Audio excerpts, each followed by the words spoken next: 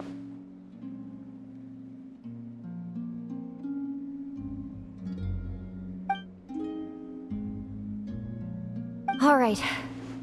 I'll keep the moon marrow with me. Well, if you say so. Paimon can't stop you, but still. Ooh. Will you need my help?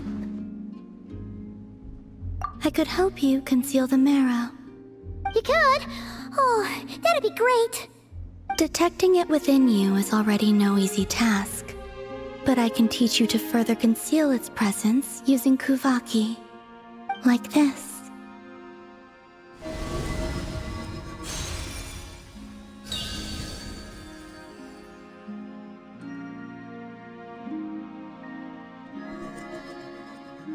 Ooh, looks like a shield.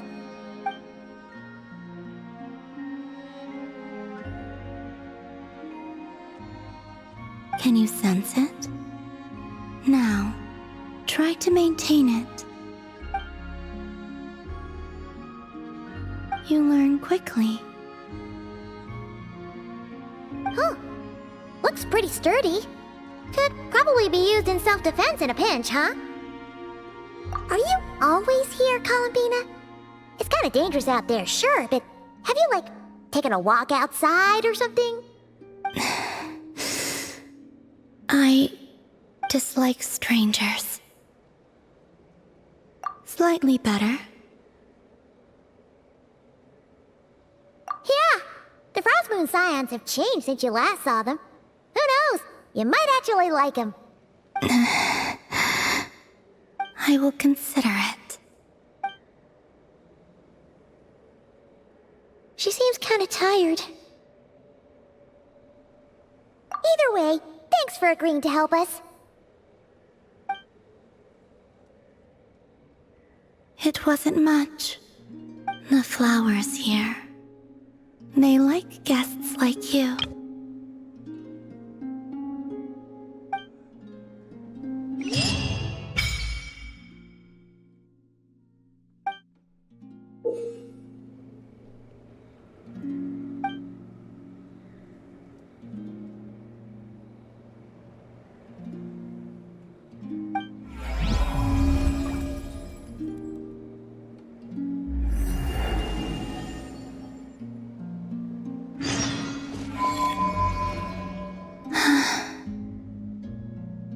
Best let her rest.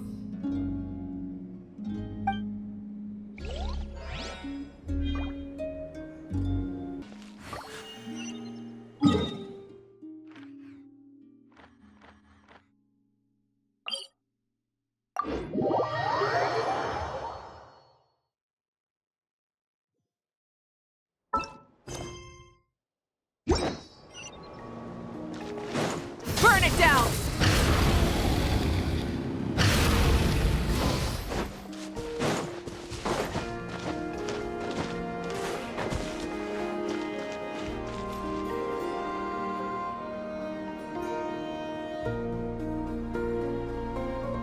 The Raker of Solnari.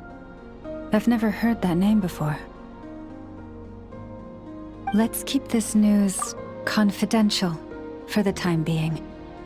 It would only cause even more panic amongst the people of Nodkrai. But if this Rarir is as you describe, he will be a truly formidable opponent if we try to take him on by our strength alone. Yeah, things might be okay if everyone was willing to work together, but right now... Exactly! Whatever the case, let's start by telling those we can get to join up about the crisis. As it happens, we have our own reasons to protect Nodkrai, but even if we didn't, we'd never leave people in the lurch. That ain't our style. Thank you. The Frost Moon Scions will stand with you to prevent this crisis as best we can. In addition, I believe that the relationships between the various factions in this land are not cast in stone. The winds of change are blowing, and we Scions have nowhere to run. Our faith, our sect, all of it is here. Whether our foe is the Fatui or this Raker, we must stand our ground and remain true to ourselves, even to the last. Let's see. Speaking of allies, the Krumkake craft shop is the closest by, right? And F is sure to help us.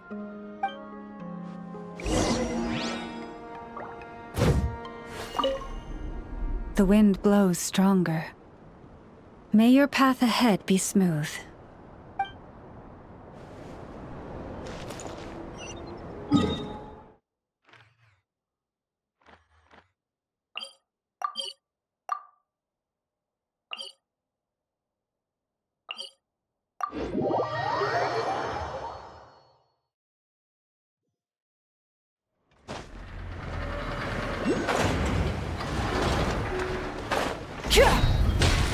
Light it up!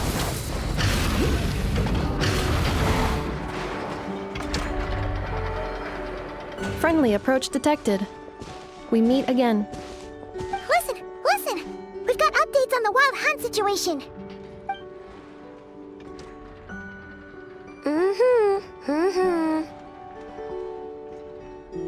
Threat level exceeds expectations. Phew, doesn't matter if he's the Rahira Solnari or Solari or whatever. One volley from my cannon, and he'll be blown to smithereens! You were there when we fired it, right? If that isn't the kind of firepower that helps you sleep at night, I don't know what is! True, but the cannon only works against shambling monsters, right? What if Ruru's super fast? Well, we'll just get enough to go grab him and tie him down. You're not taking this seriously at all, are you? Anyways, firepower is not a concern. See those canisters over there?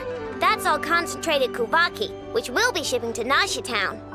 More than enough ammo in there to blast that Fatui research facility to bits in a single shot. You sure have been looking forward to this battle, huh? Of course! This is gonna be the shot that shocks the world. All of Nagkrai, heck, all of Snezhnaya will know my name once we're through. Sure, travel safe. I know. There remains intel left unshared. Oh, right. Yeah. Since you're investigating the wild hunt, something pretty weird's happened in Nasha Town. Should probably watch out for that once you're back. Remember that Sosi guy? The Ratnik in charge of firing the cannon? He's been found dead in their organization's offices. Wait, what? Didn't we just see him, like, half a day ago? Yeah, it's still new news. So not many people are in the know. We were only informed because we'd worked together closely. And even then, only just now. I'll send Anafa over to Nashi Town with some flowers later. He seemed like a good guy. Didn't put on any airs despite being a superior officer either. The data concurs. This gentleman appears to have been one of the most accomplished amongst the Lightkeeper's sergeant majors. His character has also received commendation. Most would have lacked the motivation to fatally attack him. Oh, that makes it even worse. Hey! What do you mean, actually? Either way, I'm not clued in on the details. Only Ratniki have been allowed on site to investigate the scene. You'll have to find some way in if you want to check it out for yourselves. Got it. Let's go then. You coming along, Anafa? My tasks are incomplete. The last few batches of ammunition must be randomly inspected. You go ahead. All right. We'll see you later.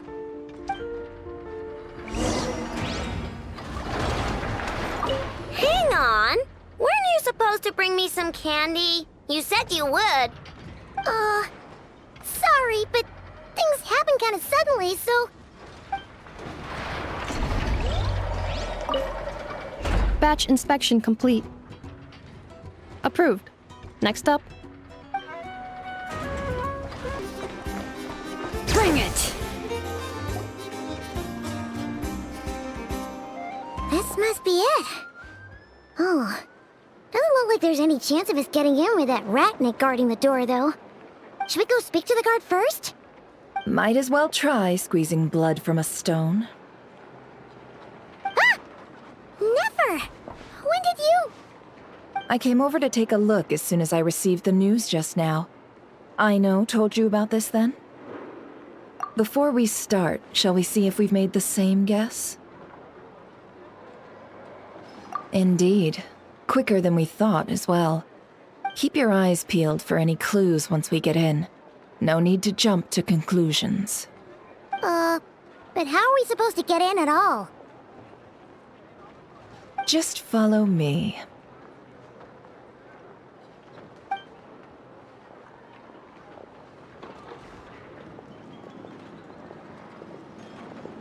I'm sorry, but we're not open to guests right now.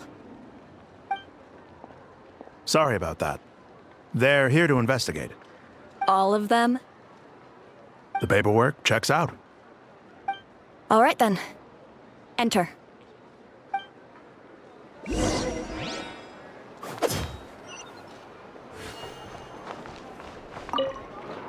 For now, please keep the current situation confidential.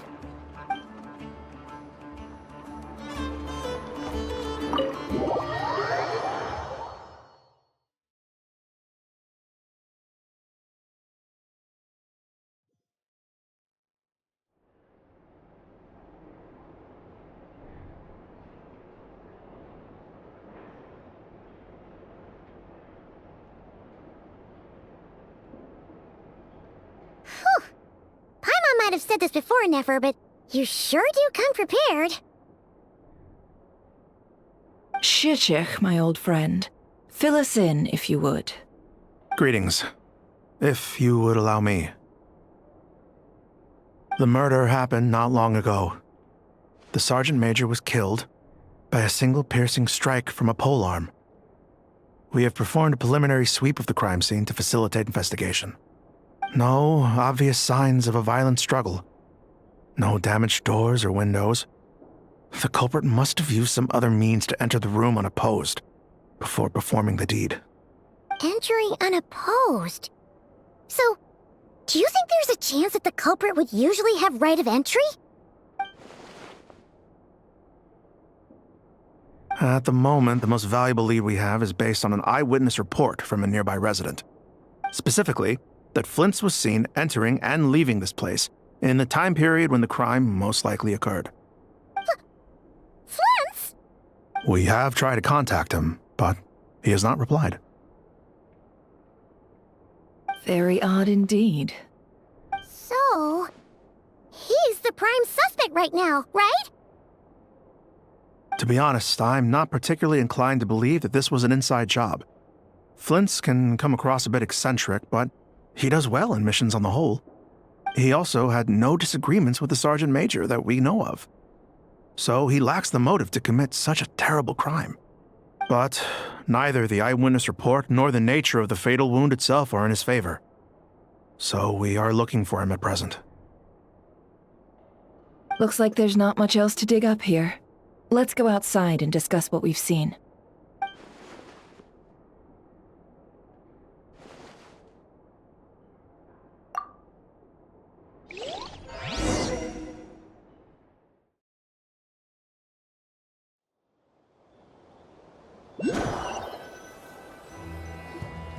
So, the evidence points to Flint's, and he just so happens to have disappeared without a trace. A sticky situation indeed. We know that this Flint's could have been Rerir in disguise, but we lack the evidence to prove this to anyone else. Furthermore, Flint's has left us with many questions, all of which will require a reasonable explanation. Yeah! He said he would report back to headquarters, but it seems he hasn't gone at all. What could he be doing?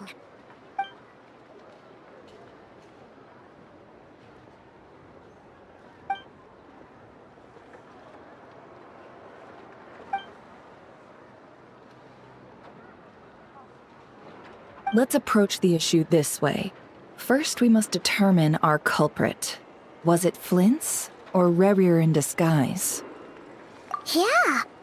What reason would Flint's have to murder Sosie anyway? None, as far as I know. And even if he had a motive, it would have been easier to do so out in the wild, rather than in Nashatown. Yeah! They would have often gone out on missions together. Plenty of chances there. Yes, but there's one thing worth noting here. Remember the intel we got back at the tavern? No one has ever seen a phantom that can take the form of other humans within the Wild Hunt. This means that he has been hesitant to abuse this ability, or allow it to become common knowledge, likely so that he could act in secret under other guises. But no matter what, borrowing identities comes with risks, right? What if you bump into the person you're imitating along the way? Precisely. In other words, his goal must have been worth the risk, similar to how he came in disguise to obtain the moon marrow. He likely knew then that the real Flints would not appear and get in his way during this time. We'd have to ask Flints ourselves, I'm afraid. But we shouldn't jump to any conclusions here. We can't discount the possibility that he might actually be the murderer himself. Not yet, at least. And there are other, less likely scenarios. For instance, Rarier may have already killed Flints long ago, and been living as him for some time now. Yes, that is our ticket to a breakthrough. Then we've got to find him before the Lightkeepers do, or we might never see him again. Steady now. Our friend should be back soon. We've tracked him down to a beach north of Nasha Town. The Wild Hunt is present too, so we're putting a force together. I'll have you know that this is top secret information I'm leaking here. Don't worry, you'll receive a top-class reward in return. The beach is all yours. I'll stay and slow the Lightkeepers down. Things might go south if you bump into one another. Oh right, before we go, should we reveal Rarier's secret? Since he's trying to keep it all hush-hush, why don't we just pull the curtains on his little trick? That'll teach him to sneak around pretending to be other people. Hey, why are you laughing? Oh, I was just imagining how satisfying that would feel. But I'm afraid this revelation would only stir up more chaos. Setting aside the matter of evidence, some may trust Flint's on our account, whereas others would suspect him on account of his behavior. Tossing him into a swirling tumult of public opinion like that might just give Rarier more opportunities to capitalize on. And think about it. Once people learn that he can masquerade as those they trust, would they continue to welcome friends into their homes with such open hearts? Unease grips the hearts of those in Nasha Town already. We should avoid throwing more fuel onto the fire. Yeah, you're right. You've really thought of everything, huh? Nothing for it then. We've just gotta find Flint's. Indeed. But just in case, let me stress once more. We should neither be excessively afraid of Rarier, nor trust in Flint's too lightly. This light source is of special Lightkeeper design. It provides illumination within Wild Hunt anomalies, and can briefly dispel the abyssal fog within. Oh, right. We'll have to deal with that mess, too. Yeah, this'll be important. Thanks a bunch, Nefer. You're welcome. I've charged it to your account, by the way. Hey, you!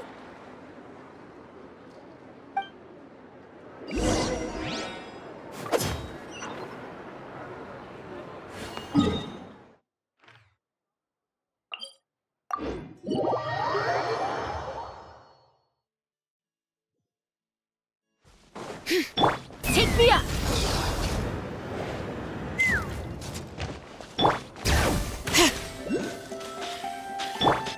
Burn it down! Is that a Lightkeeper's lantern? Is there someone up ahead? Come on, let's go see!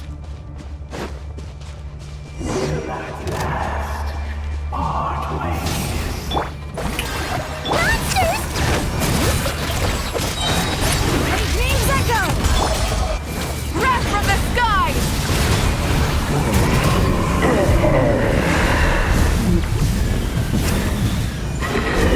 Incinerate!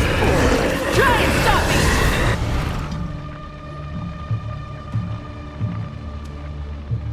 This monster was lurking near the lamp. That must have been a planned ambush. We're not falling for that again.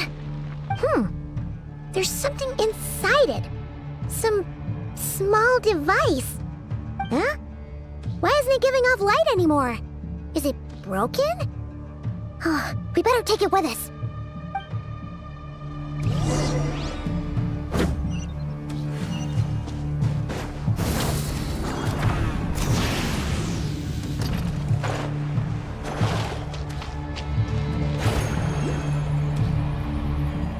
Is someone there?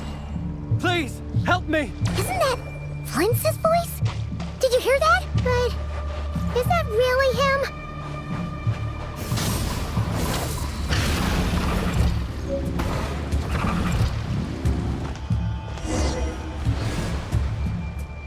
Ah!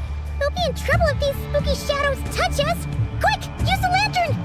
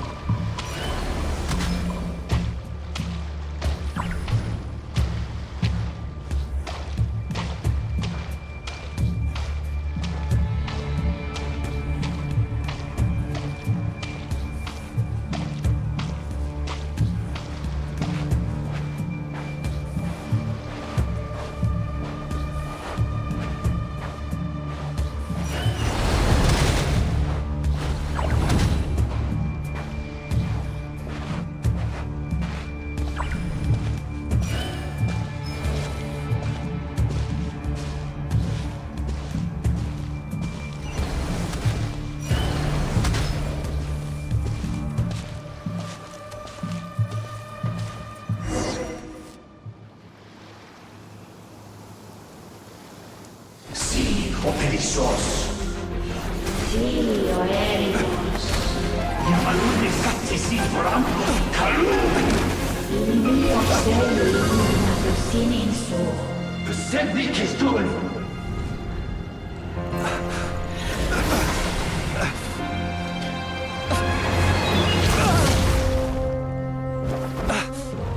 Hand it over. That was mine from the first. Tutonine Torai Desmerte. You're a fool. You again.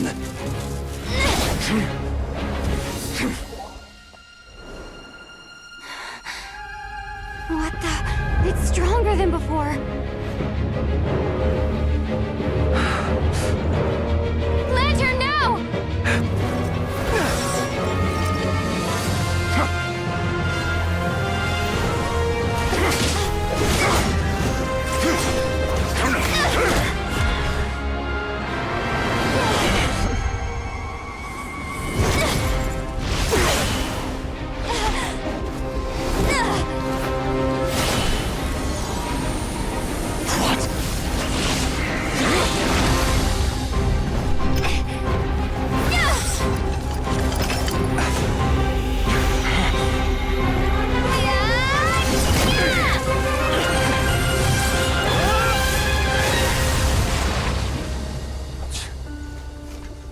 escaped again.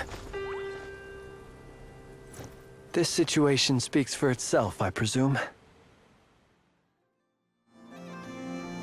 So, you were tangling with Rara out here all by yourself. So, that vile phantom hiding inside the Wild Hunt has a name of his own. Yeah, you don't look so good.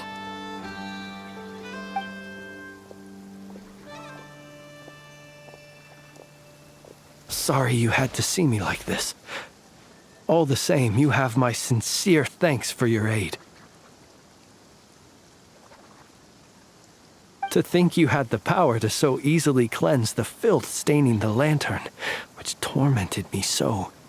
Might I ask what magic that was? Or whose pupil you are? I believe I might have saved some face had I mastered just a fraction of such abilities.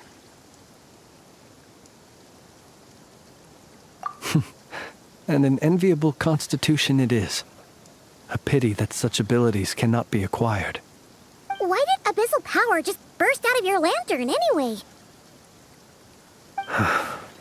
That is a long story. Many moons ago, when on Wild Hunt clearance duty, I shattered one of its cores only for a special crystalline object to fall out.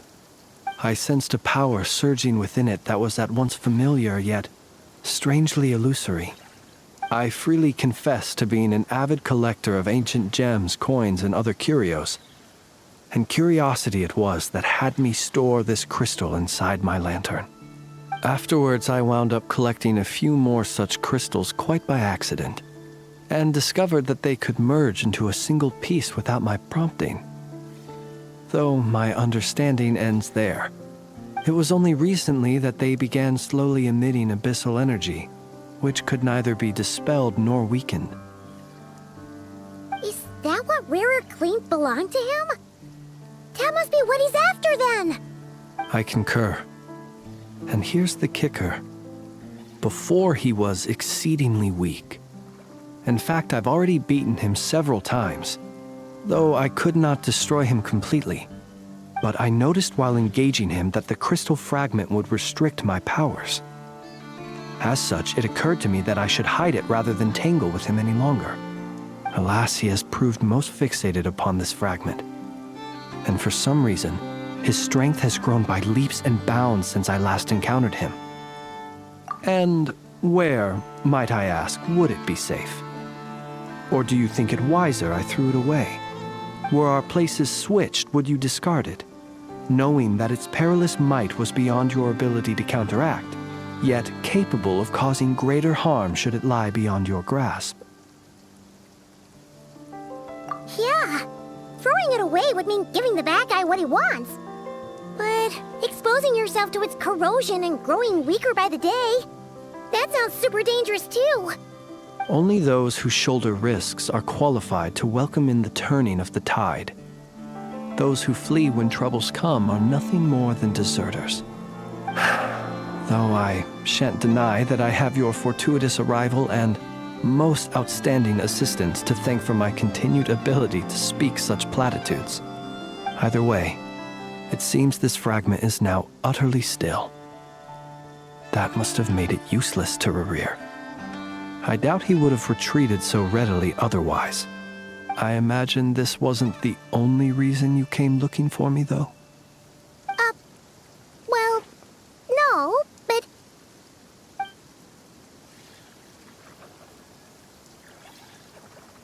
Ah. I see. To use the Lightkeepers to find me, I suspect. I did not inform anyone of my true whereabouts, so he should have had more difficulty tracking me down. They alone have the ability to quickly pinpoint my position. Our Sergeant Major has a Kuvaki-powered device that can be used to detect others who bear a lantern. They usually don't pay my whereabouts much mind unless they absolutely must find me. You mean this thing? Yes. Where did you pick this up? We found it inside a lantern when we first charged into the Wild Hunt anomaly. It must belong to a Ratnik dispatched to investigate the area, who, it seems, dropped everything and fled the moment they saw the Wild Hunt massing to strike. Well, at least they're not dead. Guess it's not surprising how they found you so fast, then. But if Rurir could have shapeshifted into Sosi, why didn't he just use that Kavaki device to find you himself? Were he to use it, that device would likely fail to act as it should, owing to abyssal interference. Ah, guess that explains it. So not only is this Rurir ruthless, but a purveyor of dirty tricks, too. You might not be familiar with Sergeant Major Sosi, but he put his heart and soul into every mission. Our deployments are subject to orders from headquarters, and his orders were to be stationed long-term in Nasha Town. As such, he was very seldom able to go back and visit his family. He worked so hard, seeking to produce excellent results that might convince them to transfer him out. Oh. But every year they would say, "Wait a little longer. Wait a little longer." He often wondered if it was because he was lacking somehow. In truth, everyone had nothing but the highest praise for him. But good work does not always lead to good outcomes. The higher-ups would think, he's doing great where he is. Let him stay there forever. A most convenient choice for them, at least. Whereas his subordinates would think, wouldn't it be a shame if we were to lose such a talented, easygoing boss? So he waited. And he waited. Until the world closed its eyes in the depths of the night, and a lantern was slowly lit for him alone, that no one could see.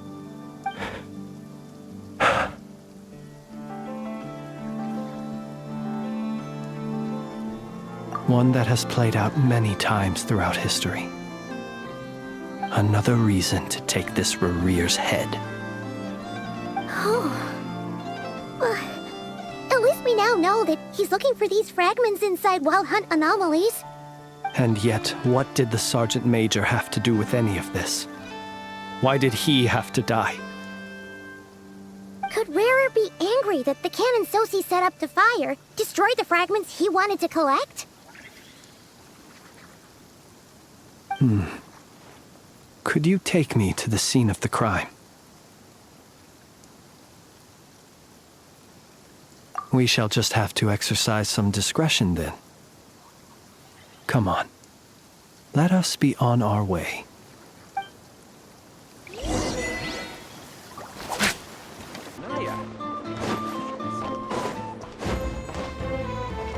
Light it up!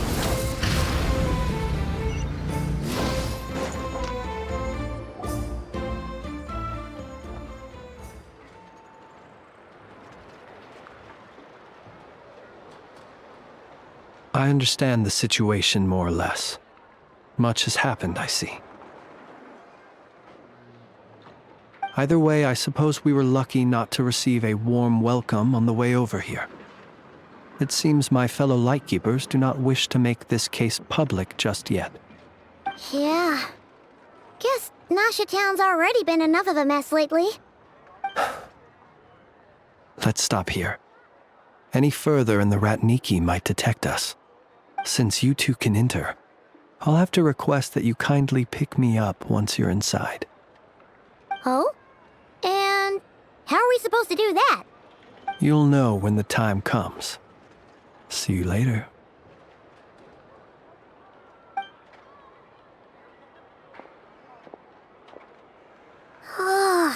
Still acting all mysterious. But he seemed pretty confident, so guess we've got to trust him.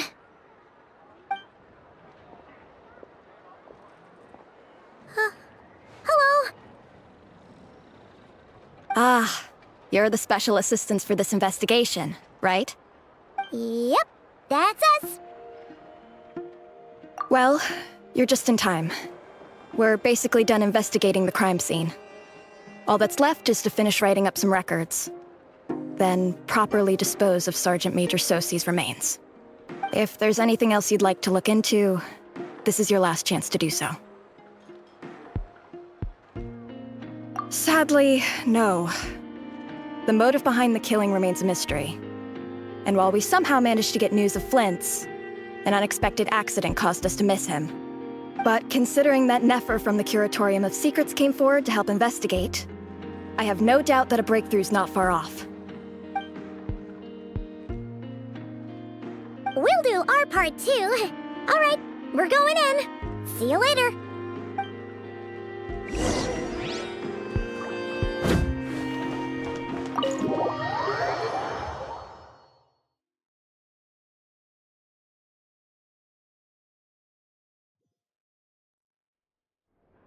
Phew, we're in. Thanks to Nefer's reputation, once again. But we still know nothing about how Flint's is gonna enter, or how we'll pick him up. Never mind how we'll leave later on.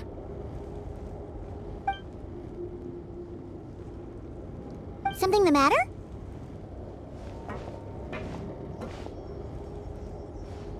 Huh. That looks like Flint's lantern. But where is he exactly?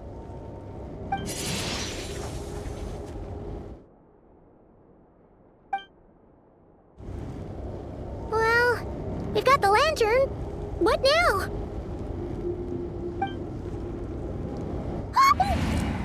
Oh, Paimon almost screamed out loud. You never said you could do magic like that. This lantern may have a rather peculiar shape, but so long as it doesn't glow, it won't stand out in the dark. I calculated that you would have already entered, so I chose a spot visible from the window before using light to send you a signal. As I thought, you're both sharp-eyed and on the ball. The perks of being veteran adventurers, huh? Your composure is more impressive still. You're right. That required a little trick of my own. But let us leave such trivial topics for a more relaxed moment. Our time is limited after all.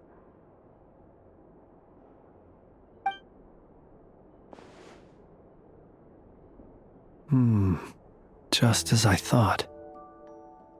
Come, try sensing it yourself.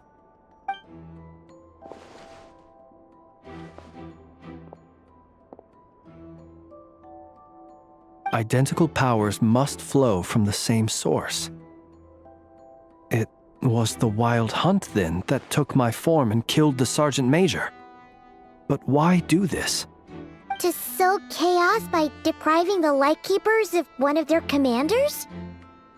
If the Wild Hunt's true form is powerful enough to stand against the world as you claim, I fear not even the full force of Lightkeepers could stand against him, let alone the handful of us stationed in Nashatown.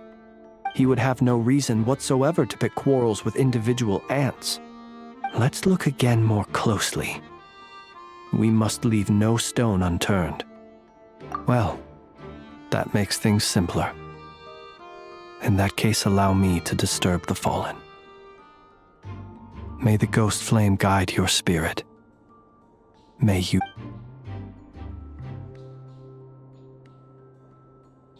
When we fought, he seemed like quite a reckless foe. Certainly not the meticulous mastermind type. Yet here we are, grappling with this enigma he has left us. Oh, if we can't get any leads, we might have to go back and find Nefer. Oh, the longer we're stuck here, the likelier he is to achieve his goal. Ugh, this is so frustrating!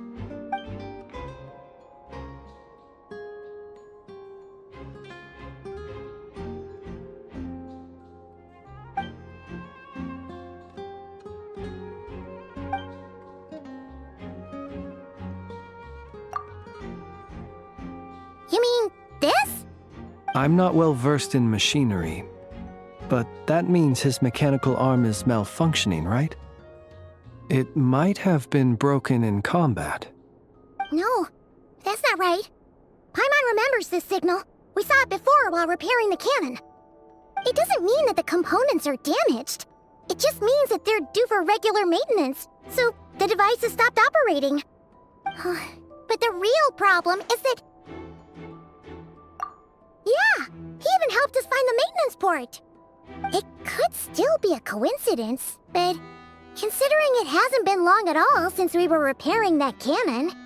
The Sosi you met could have been Rerir in disguise. In other words, he played the Sergeant Major before disguising himself as me. That's right! If only there were some way to prove it. You mean Hintsa? We had a short chat with him once at the tavern, but it's so late. Guess it'll have to wait till tomorrow. I know where he lives. The situation is critical, so let us now take up the role of uninvited guests ourselves. Ah, yes. And one more thing. Remember to pick me up by the window.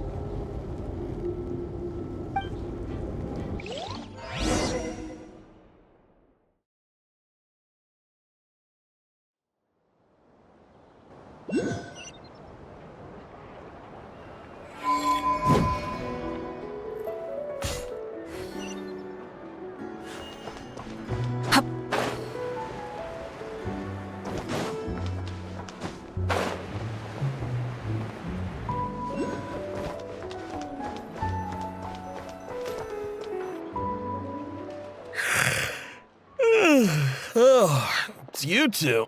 And Flint's. Given the hour, I guess it must be an emergency. It is indeed. Our sincerest apologies for interrupting your rest. We are investigating a certain matter in connection with Sergeant Major Sosi. We'd like to know if he has sent you a request for maintenance to be performed on his mechanical arm. Sosi. Oh, so the rumors I heard, are they true? You know what? Forget it. I'm sure it's complicated. No further questions from me. Just a moment. I need to check my records. Thank you for your understanding.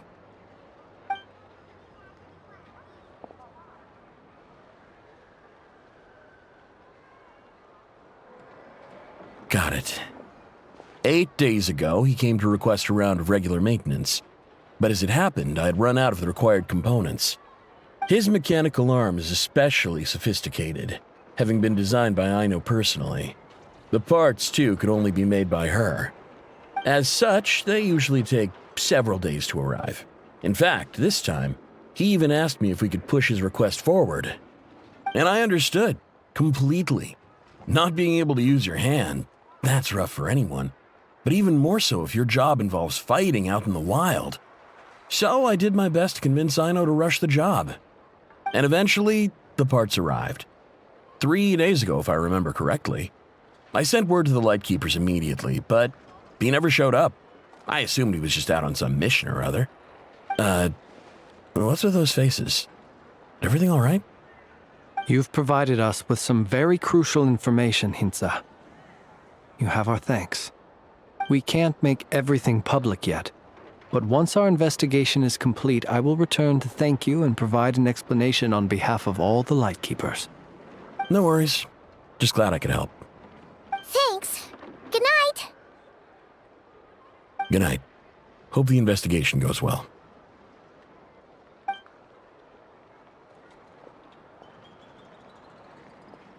It seems that it is as we guessed. The Sergeant Major Sosi you encountered while repairing the cannon was actually Rerir in disguise. 8 days ago, he had yet to act. But at some point after that, he attacked and imprisoned the Sergeant Major. With the immense gap in strength between them, the job was finished in a single blow. And thus Rerir had no opportunity to discover the malfunctioning mechanical arm. Perhaps his mastery of shapeshifting extends only to outward form, and not therefore to complex internal mechanisms. Hence his oversight of the uniquely mechanical traits of the Sergeant Major's arm, and in turn, this flaw in his disguise. You're saying he thought no one would realize his mechanical arm is actually made of some kind of black muck on the inside, so long as it worked, right? Still seems like there's a lot of guesswork involved here, but it mostly makes sense.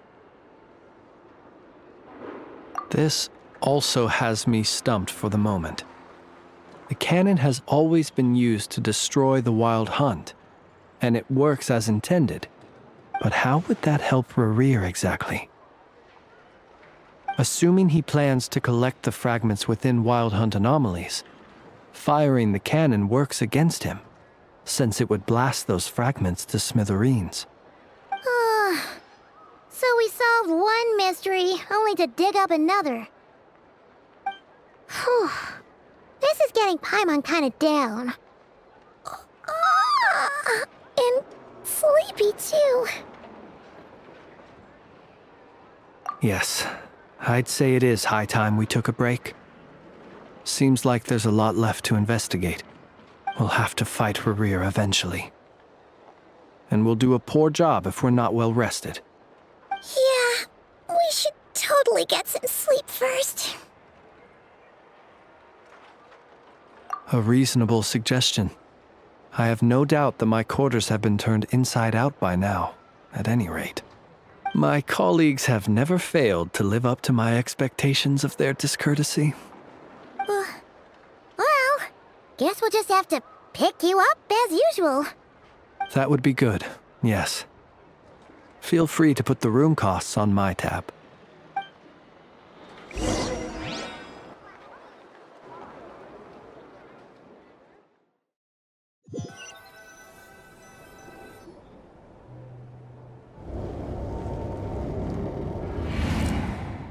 Phew, back inside. We can finally take a breather. Okay, Paimon. In and out. I suppose we could all take a moment to unwind. As I recall, our first meeting took place not far from here. The nostalgia. Had you already sensed the unique power within my lantern at that time? I see. Words truly do fail to capture your superlative insight. Fortunate then that abyssal energy was only leaking from the fragment in minuscule amounts when we first met. Or I might have been in for a real interrogation. Yeah, hard to say how that would have played out. We've had a whole bunch of unpleasant run-ins with the Abyss. You mean to ask why I'm going this far to oppose him? Well, as a Lightkeeper, I'd say I'm simply doing my job. Yeah! You're covered in more mysteries than Paimon could shake a skewer at. You can't just get out of explaining yourself by making lame excuses. All right. I suppose I do owe you some honesty, whether out of gratitude or the need to build trust. Your deductions have been quite correct. Should one wish to conceal oneself within a lantern, elemental power alone is not enough. You know humans well, and naturally you understand their limits. But some things that humans would consider difficult are quite normal in the eyes of non-humans. So, you mean you're one of the latter? Have you heard of how Snezhnaya was once the realm of the Fae? This race is no longer of any importance, but they still exist, as evidenced by the fact that I am standing before you. We've heard some scattered legends, but that's all Paimon thought there was to it. I once turned my heart toward humanity, and thus did I experience loss. I once labored and did much, and put an end to my tale with my own hands. When you realize you are floating in the middle of a vast ocean, you cannot help but feel that swimming in any direction would be equally meaningless. Would it not be better, then, to simply sink? But before I could sink to truly lightless depths, chance had it that I should be awakened by a band of Ratniki. They were facing a horde of abyssal monsters, and could not last against such a disparity in strength. Yet none fled. Those who dwell in darkness for long enough become exceedingly sensitive to all light. And the first light I saw upon awakening was that which shone from their eyes. Is that what you chose to help them? Perhaps I was moved by their valor. Perhaps I simply saw my past self in them, and was moved to action for the first time in a long, long while. But I was freshly awoken, and my powers were limited. I could not prevent casualties altogether. The survivors and I buried the fallen heroes. That was the origin of the final night cemetery. Well, not exactly. I was just more familiar with them. So joining up seemed the most convenient way to experience human life. Doesn't sound too believable. Well, I believe it. Besides, I'm well past the age when one might believe in things that must be done. Nonetheless, there are still some things I will not allow to happen. The chaos that Rerir has been stirring up is one of them. Tomorrow I shall go and check our records to see if I can find any connection between the Wild Hunt, Rerir, and the cannon. Will you need us to get you where you need to be? Oh, I'll be fine. I keep a backup copy at my residence in case of emergencies. Can you even go back there right now? Won't there be Ratniki watching it? Thanks for the reminder. I believe they'll have checked my place, but they won't have stayed. All things are ranked according to their priority, and we lack the manpower for such an open-ended stakeout. And even if someone is waiting, I have ways around that. I am the master of my own house, after all. All right then, we'll trust you. We sure ended up chatting for a while, huh? I'm super tired now. But, you know, feels like we can breathe easier, now that we know you better. I didn't take you for the cautious sort. Anyway, I hope you'll help me keep this a secret. I'd prefer others not to know about my past unless strictly necessary. Nor do I want to attract more trouble on account of being a fae. Paimon's lips are sealed too. All right. Thanks again for your help. Good night, you two. Finally, we can rest. Let's go get some sleep. There's tons to do tomorrow. It's getting late. The situation is urgent, but rest is vital. Good night, both of you.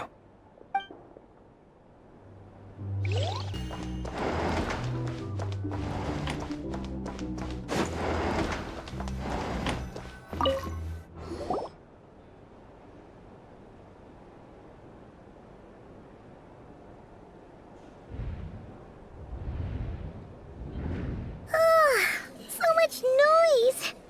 What's going on this time?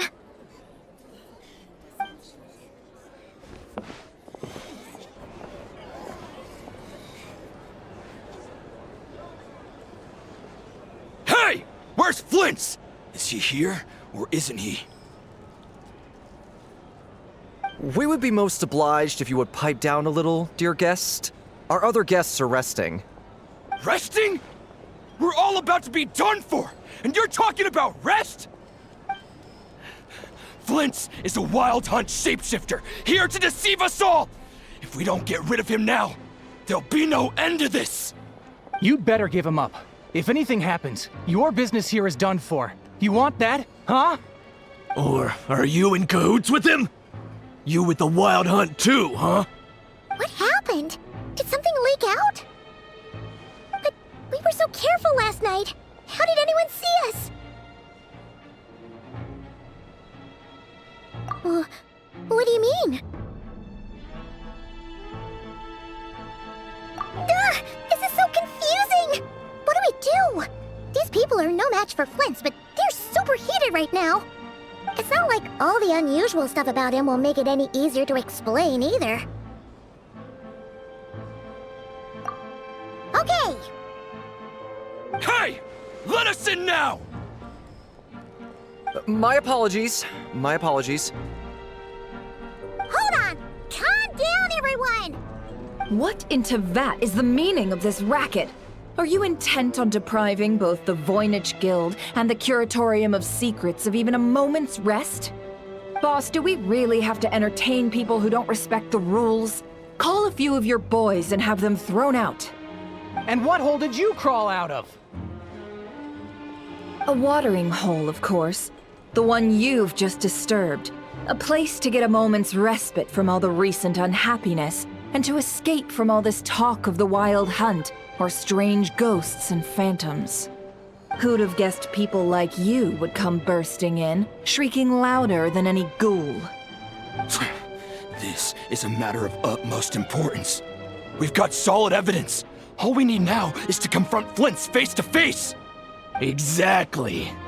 And you sure don't look like an impartial party either, Nefer. Oh, don't I now? How about this then, boss? Let them do their search. If they find their man, they can have their little chat. But if they don't, then they owe everyone here an apology, as well as compensation for all the racket they've caused. Wait, it's... All right. I suppose that's the only way. If we don't let them in now, they'll be back sooner or later. What a mess. Oh, all right then. Well, I'd say that sounds like an impartial proposal. What say you? Or are you suddenly unsure of yourselves? Come on, everyone! Move it!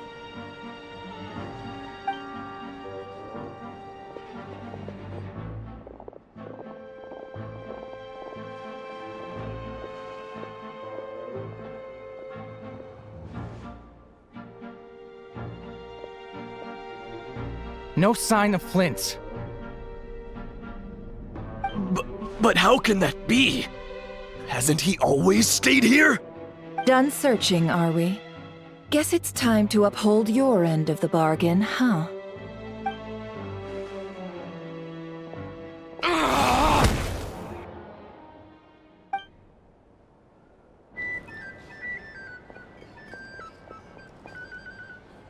So, Paimon, you've been waiting to ask me something, haven't you?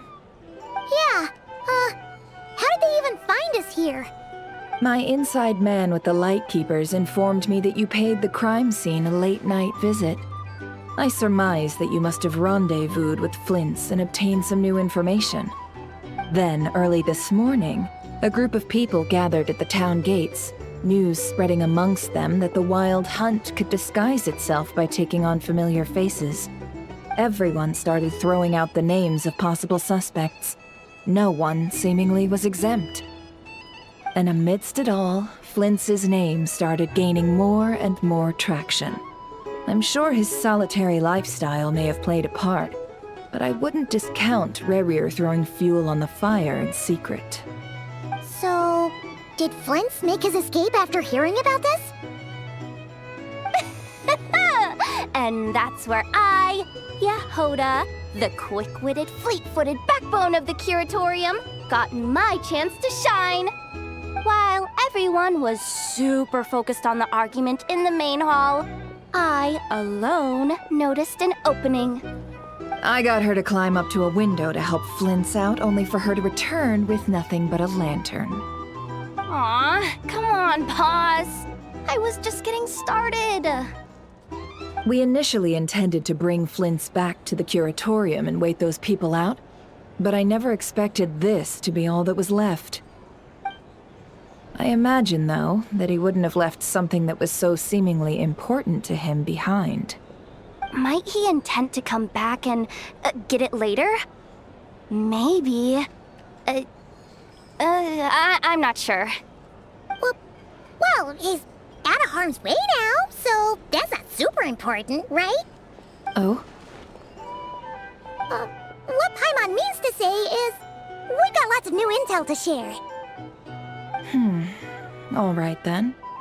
Yehoda, contact the others. We're going to need all hands on deck. Let's have this discussion over at my place.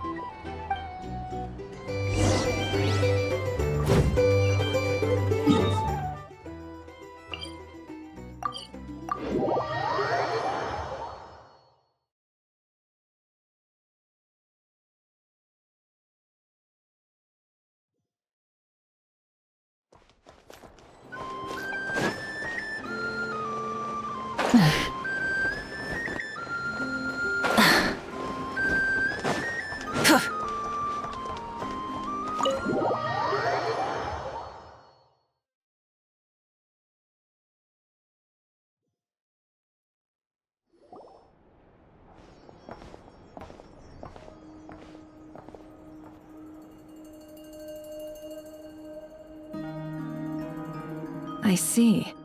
So Flint's has a fragment taken from within a Wild Hunt anomaly. Is he gonna be okay now that he's on his own again? Earlier, he said that the fragment had gone still, so it's probably of no use to Rare now. In that case, Rare shouldn't have any reason to keep pursuing him, right? So was all that ruckus back at the flagship just an act of spite? Or what? If I were him, I would have simply turned my attention to collecting other fragments. A reasonable course of action. Remember what we heard back at the tavern? The actual number of Wild Hunt anomalies destroyed has been greater than Lightkeeper records would indicate. Some of these must have been Rare's doing. He must have been seeking more fragments. This much is pretty easy to understand, but why would he pretend to be Sosi and put so much effort into getting the cannon up and running again? Maybe 'cause that'd be more efficient than having to clear anomalies himself?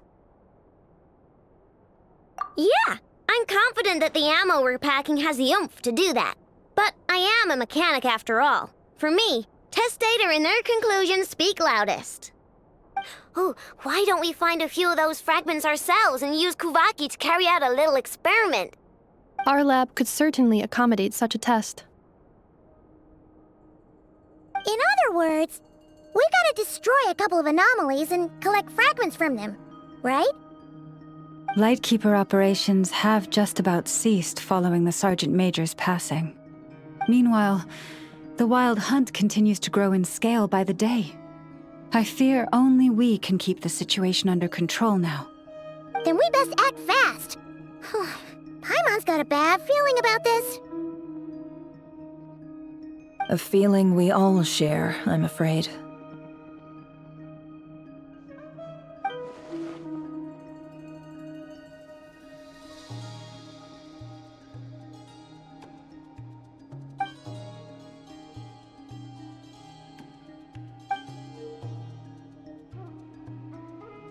There are 3 Wild Hunt sites that must be dealt with urgently. But I believe we have the capacity to handle it. Works for me. Nefa and I will take our workshop assistants to deal with one of the sites. The Curatorium will handle another. And we Frostmoon Scions shall deal with the remaining one.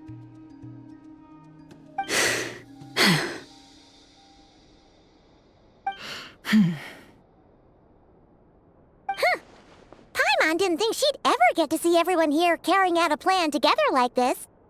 Never mind you. This is a first for me, too.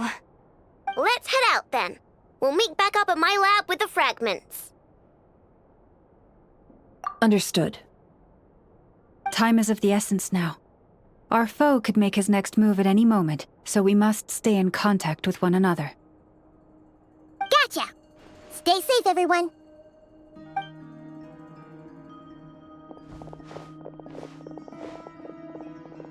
Huh. Anyone seen the lantern? Has Flint's dropped by already? Well, considering what you said earlier, you know where we're going next, right?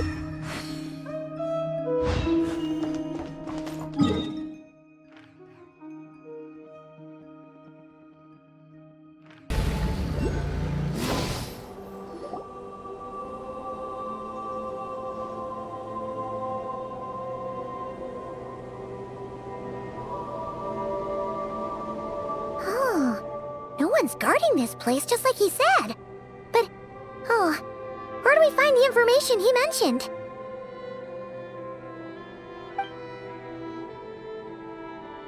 This way. Let's move. We're running out of time.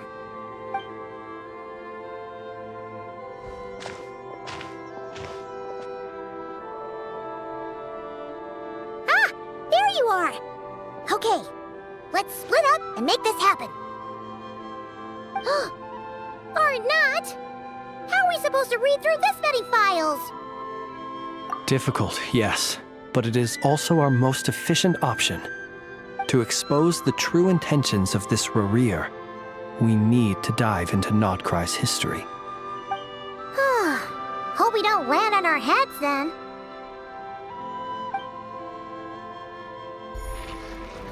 Ghost! That file suddenly moved by itself. This is a graveyard, right, Flint? Do these things just gotta happen? Many strange things happen here, but this is not one of them. But that file really did move by itself! Hey, come out! Don't scare Paimon like that!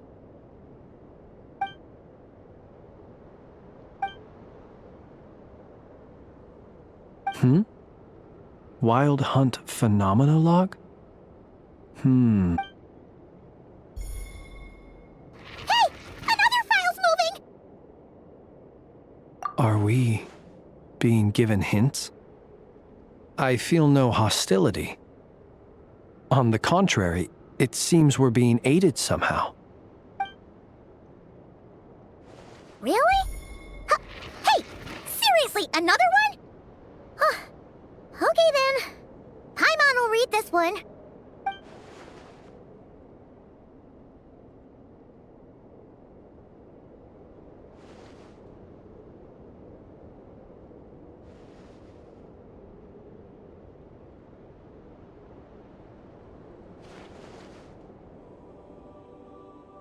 Phew! Finally finished. Oh, Paimon sure could use a long break from long words now. Hope she can remember it all. The material I've read through has all been about past Wild Hunt incidents of enormous scale. What about you? Paimon as well. Guess that makes 3 of us. Whatever this is, it seems to want us to notice something. Let's bring our files together and give them another look through. Alright. Paimon will go fetch hers. All these incidents look pretty different. Wait. I've noticed something. Before the occurrence of these huge Wild Hunt events, a smaller scale one would erupt in the exact same location. And look. All these smaller scale Wild Hunt site reports share a common outcome. They'd be detected, but would go inactive before any forces could be sent to deal with them. They could then be sealed directly using a tide seal stone. Huh? But why?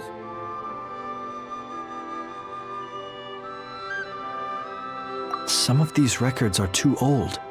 I doubt he had regained the ability to act freely yet, or we would have met long ago. And here's another similarity. Kuvaki and nearby soil completely drained. Could this be important somehow? Kuvaki and the Wild Hunt are mutually opposed forces. We Lightkeepers previously believed that these small Wild Hunt sites would temporarily go inactive due to being neutralized by the Kuvaki present in the soil. But now that we've synthesized all this data, there is a key issue this hypothesis cannot explain. Indeed, despite the name, I would not call a tide seal stone's sealing powers watertight exactly. But for it to fail and the situation to deteriorate in such short order. Paimon feels like she's almost got it.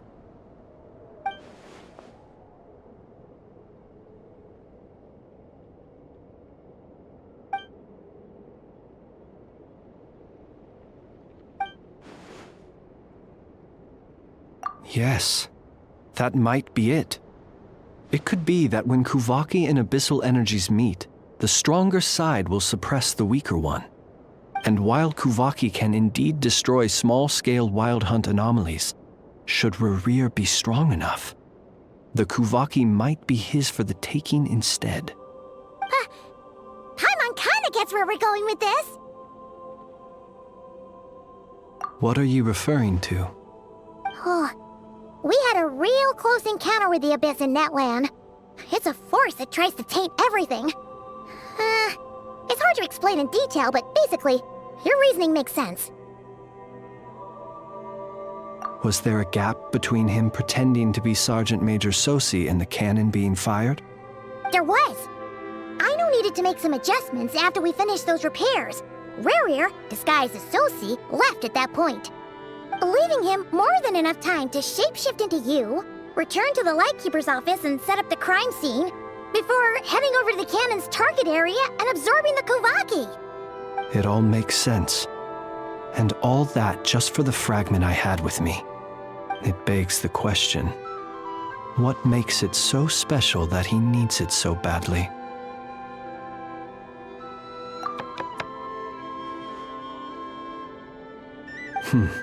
That's odd. We shouldn't have any guests. I'll go take a look.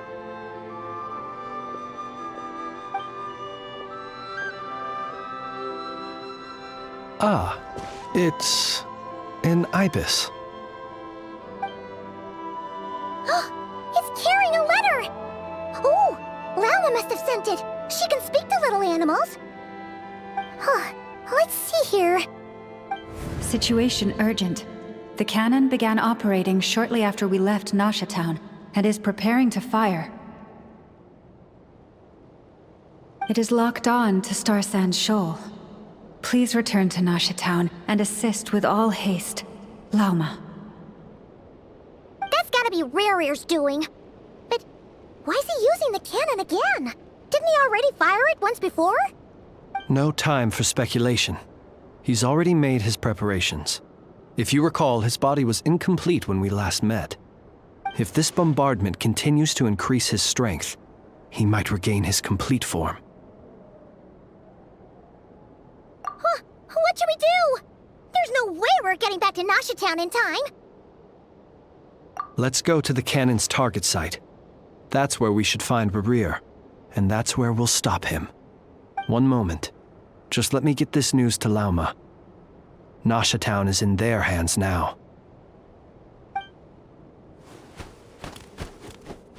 Go! Fly! Not a moment to lose!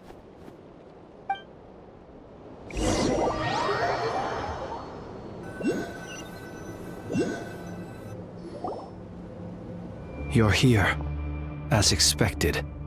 Humans, you never change.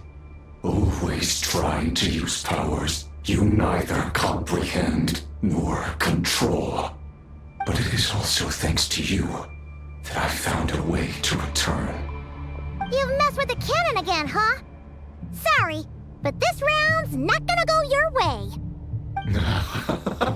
Such faith in your companions. But will the inhabitants of Nasha Town understand why they wish to stop the cannon? I think not. When all they see is the wild hunt surging up everywhere they look, the cannon must seem like their only lifeline. This is the truth I have revealed to them. They did this all of their own volition. The zealous worship of power leads only to annihilation of equally zealous proportions. True power does not heed the commands of the weak. You were waiting for us to leave Nasha Town then? Of course. I imagine the one you call Aino would have managed to stop the cannon otherwise. Shame, then, that you proved one step too slow. In their folly, the townspeople will bar the path of all who seek to stop the cannon.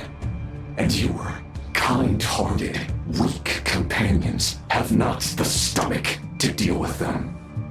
The cannon will not be stopped now. Well, sir, you look most pleased with yourself. In that case, before you put us out of our misery, I would like to ask you a question, if I may. See this fragment? It once haunted your dreams, but now it seems useless to you. What is it exactly? That is my corpse. Sorry, what? My body was once torn into countless pieces and hurled into the swirling chaos of time itself. But even so, my life and will were not extinguished. Every last fragment calls to me. Sooner or later, they shall welcome my return. What are you even saying? Huh. So the terror of the Wild Hunt was in fact caused by scattered pieces of your corpse. I guess they don't call you one of the 5 sinners for nothing. Serendipity guided the fragments to construct an incomplete version of myself, upon which I began collecting more within Wild Hunt sites across the land. But each time, the fragments I obtained were hardly worth mentioning, while that which you hold in your hand was my heart. So that's why it responded so strongly to you. Only by retrieving this most critical piece could I gain mastery over the turbulent Kuvaki energies and be fully reborn. Hence, you fired that first shot, hoping to regain enough power to seize the fragment from me. Are you completely crazy? Weren't you afraid of dying? Dying? Such power has no hope of killing me. It may destroy my form over and over, yet always I rebuild it. It may smash my flesh and crush my bones thousands of times and more, but that is of no consequence to me. What truly infuriates me, however, is how you've destroyed my heart. All that suffering, everything I endured, and all for nothing. I've adapted to the strength and flow of this Kuvaki. The next cannon shot will multiply my strength immeasurably. It will not be a full restoration, no, but it will be more than enough to destroy any in this world who stand in my way. Still, I suspect the Kuvaki will have rendered you down to nutrients for my consumption well before you have the time to kneel before me. Traveler! Behind you! Look at that light!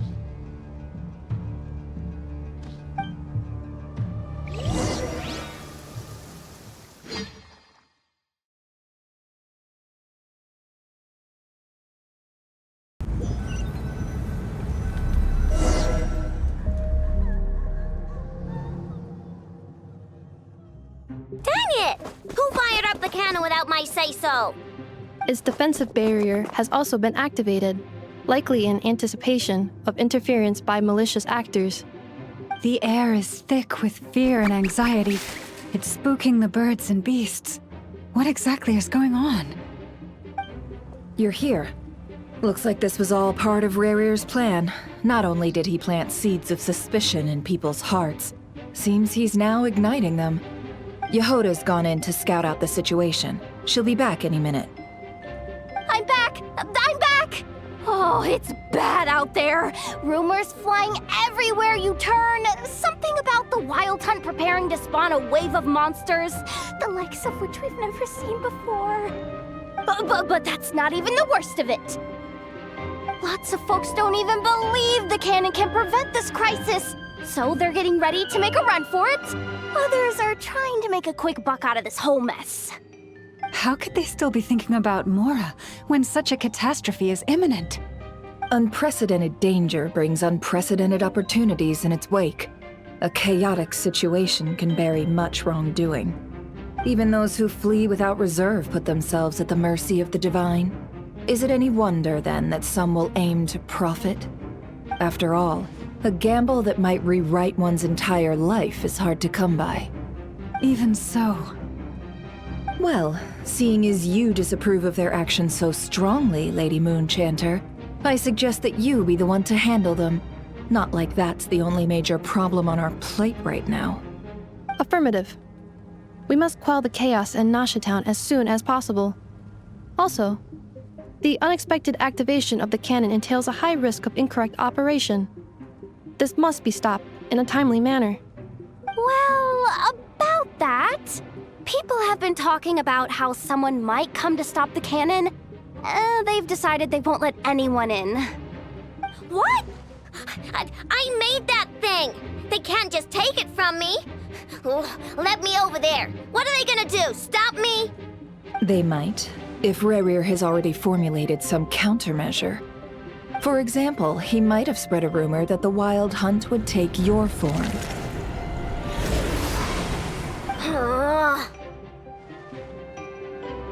Possibility high. If they view the cannon as Nasha Town's only hope, they are likely to conclude that anyone who tries to stop it must be with the Wild Hunt. We will face strong resistance, but they're just ordinary people. Brute force must be avoided, if possible.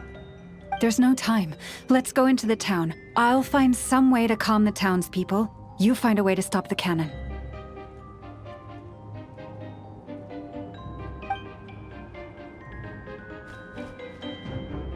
Oh, you're back. And you have a letter? The Traveler won't make it back in time. So they're heading straight over to Star Sand Shoal instead. Wait, what? Isn't that the cannon's target? Why would she go there? Assessing risk level. Maximum. So if we can't prevent the cannon from being fired...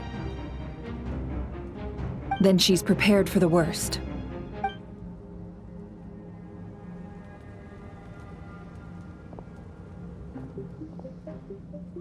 And we must ensure that her trust in us is not misplaced. Let's go.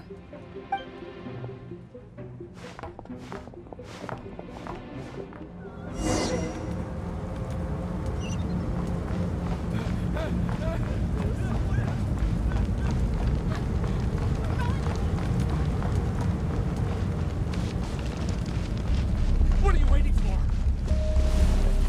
This place is burning too!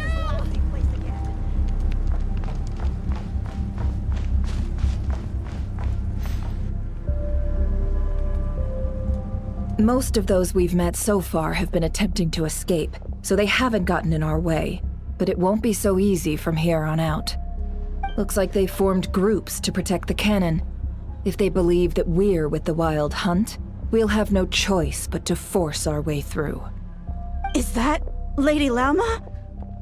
But are you really her? It's you, Rixa. I believe you recognize this power, having lived on Hisi Island for so long. It is not something that anyone else could imitate. I do, yes. So it really is you, my lady.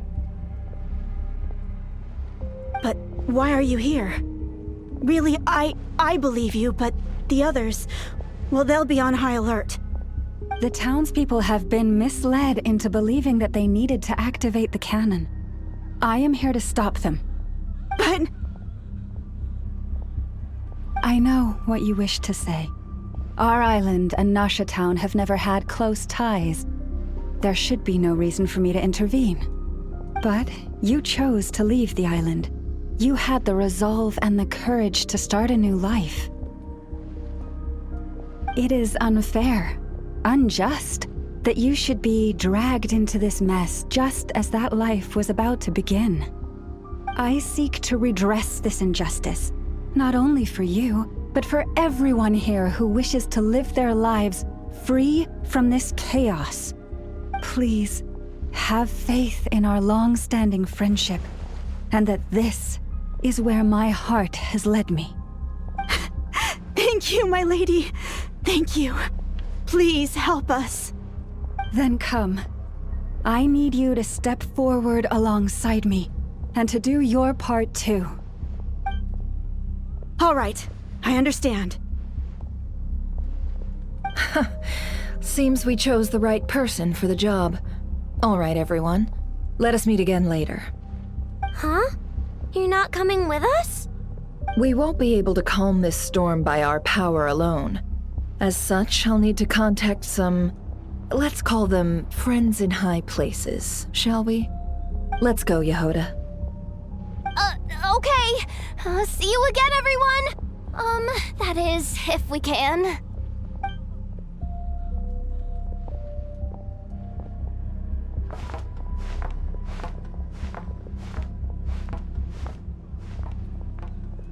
Remember these words.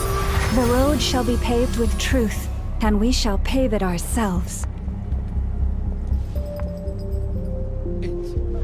It's you, Lady Moonchanter. It's her. Everyone, it's her.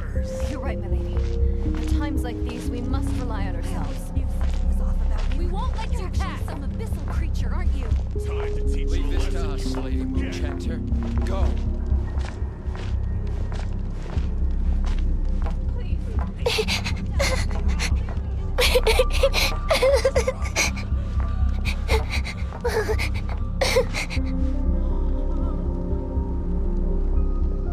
Lady Moonchanter, there's a child here! It's all right now. Go, quickly.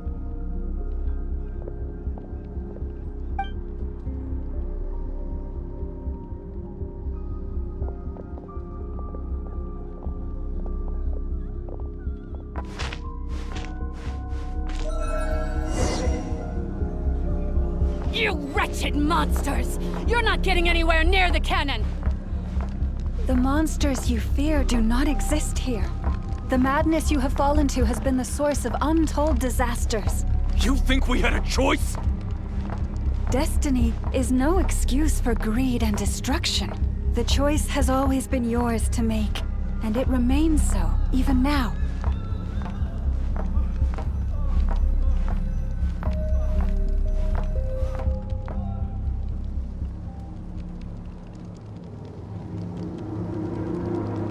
Thank you for bringing us here. We can quickly overcome the barrier by going upward from over there. The cannon is all yours now. Got it. Thanks, Lauma. Inefa, give her a crown kake. Orders received and immediately deferred. Departure takes priority. Please, everyone, listen to me. I will not deny that we hold different beliefs. But in the face of the immense threat that hangs above us all, we must persist in trusting one another. Otherwise, rifts will surely form, prized open by those who harbor ulterior motives. If your fear is born of helplessness, if you flee because you know not how to fight, then follow me, you who are lost. I am no god. But so long as we hold our candles steady and unite beneath the same moonlight, no deception or rumors can be concealed from us. Let us resolve then to defend ourselves and to stand firm against the false illusions by which our foe seeks to beguile us.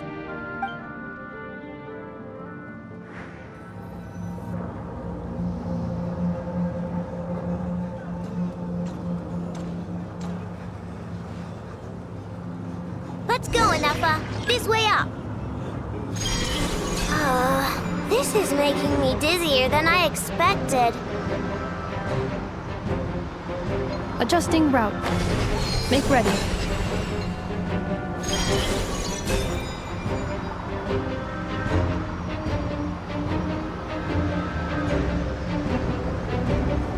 Out of the way, small fry.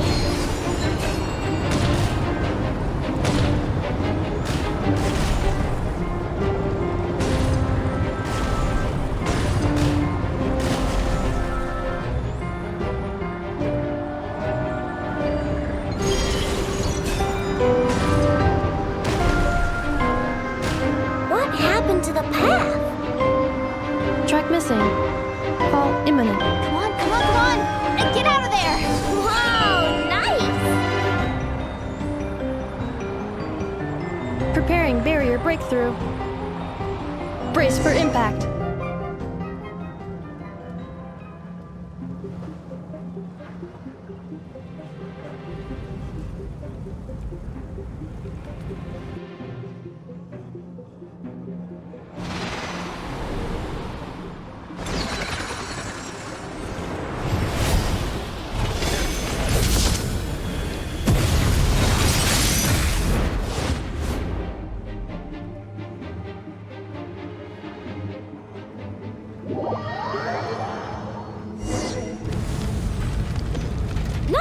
Uncle. What are you doing here?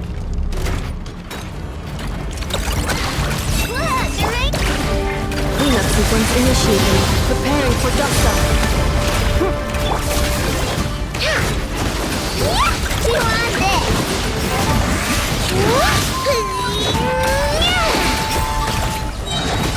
Lash attack! You're blind! Yeah, defensive mode engaged. Chew on this! Look, the rainbow! Annihilation mode. Cleanup interference detected. Entering countermeasure mode.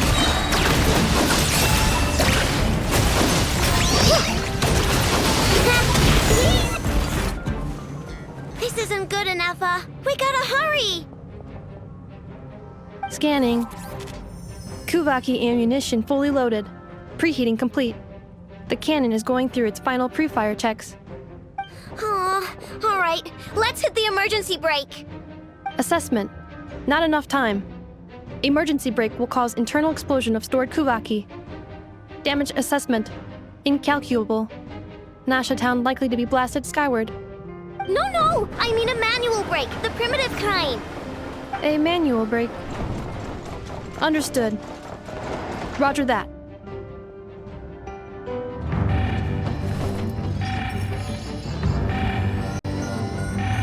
We are out of time.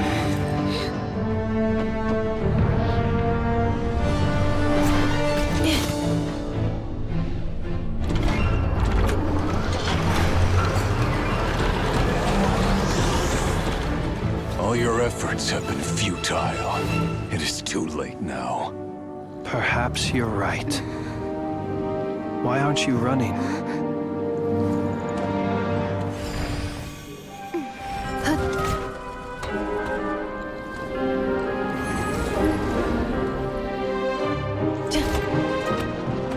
Sigisato passa sax, viti ipotuftos. Necritus necrus baptisi, que ondes tu zonos pentusi. Osesticos palatin pirantur resurcu, topirtu aethion veratum.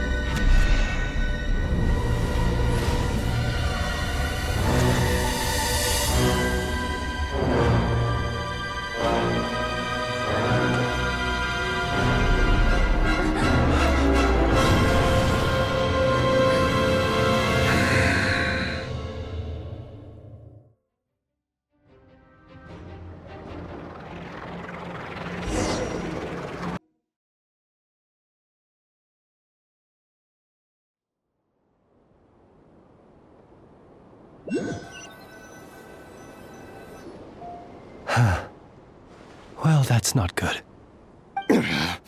Sluggish. Torpid. This body is a disappointment. I can barely muster 10% of my original strength. You've ruined everything again. Let me guess. You didn't get a human body back, did you?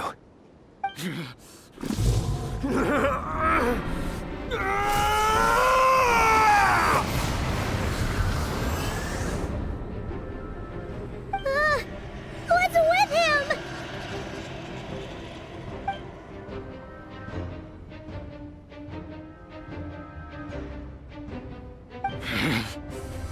Verfnir, Rheindaughter,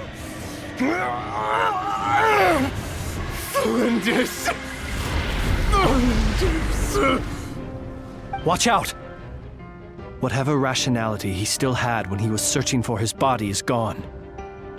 All that's left is the calamity you see before you. A monster fueled by nothing but his own obsession. Matters not. Having a heart, being human, it's all irrelevant. Completely and utterly insignificant. You matter not. Does anything in this world. None of it matters to me!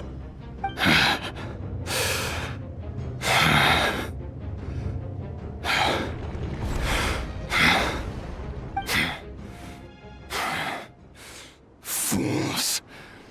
Time to die!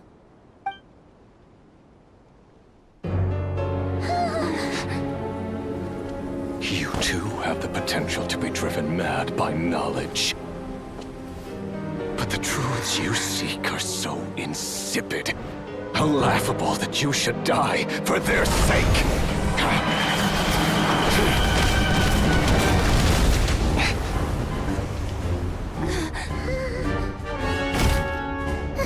You're wrong. The unknown is but a fog to be dispersed. Knowledge is the true pillar of the world.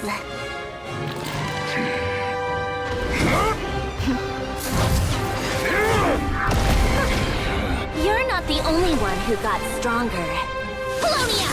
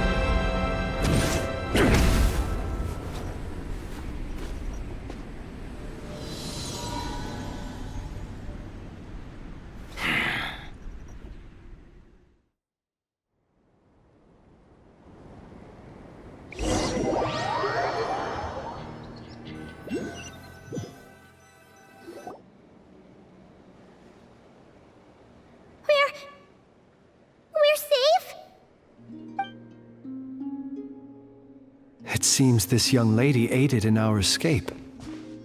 You have my sincere gratitude, dear madam.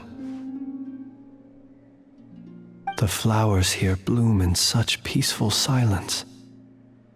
I imagine you would not have invited anyone here were it not an emergency. Oh? I take it that means you've been here before then. In that case, I count myself fortunate to be your associate. Columbina! What did you do that for? I studied his abilities inside out, equipped Polonia with comprehensive countermeasures. We were going to settle the score! But he still broke through, did he not?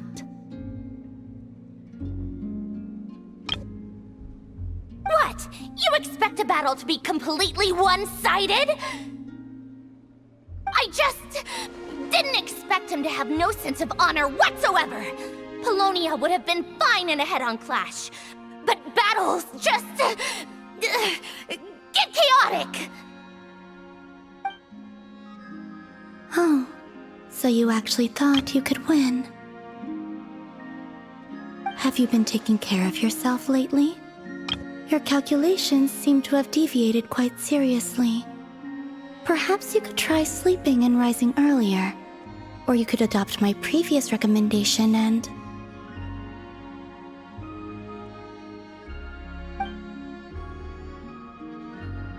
Hey, listen here, Columbina.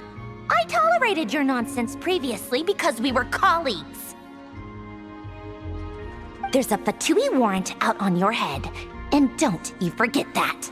Don't make me fight you right here and now. Oh, I was just a little concerned about you, that's all.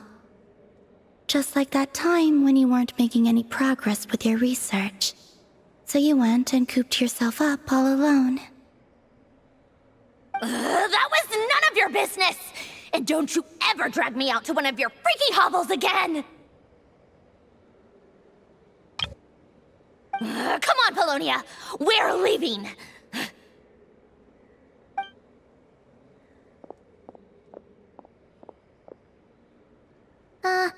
Well, anyway, thank you. I was worried about you, too. Not only because the remains of the eternal moon goddess cannot fall into his hands, but also because you've done much for me yourselves. And then well, I brought your associate along for the ride too, but that was as much as I could do. You're not afraid to speak your mind, miss. I like that. Please call me Flint's. It is my honor to make the acquaintance of one such as yourself. Still, what do we do now? Riri's gotten stronger again. At this point, it doesn't seem like we can beat him. We did block most of the Kuvaki, so I'd say we've put a lid on his plans for now at least. But we still don't know what his aims are, and he may continue gathering power. So we must be very careful.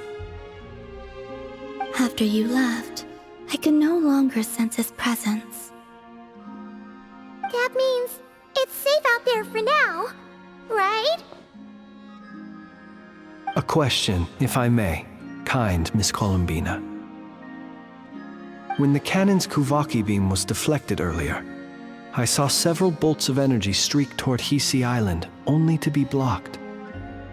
Did you also have a hand in that? No. I see. Curious. Oh yeah! The cannon veered off course in the end, didn't it? Paimon wonders how Aino and the others are doing. Let's head back and check on them. In that case, Miss Columbina, I shall not disturb your serenity any longer. Thank you once again for coming to the rescue. Go now, all of you. Do not worry.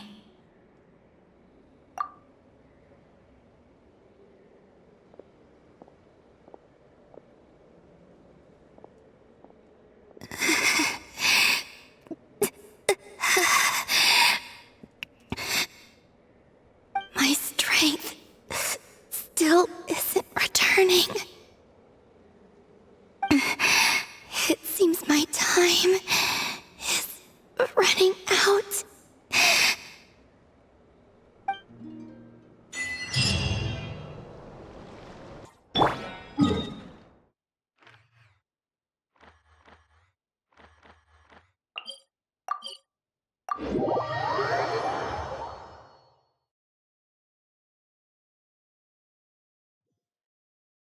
Burn it down!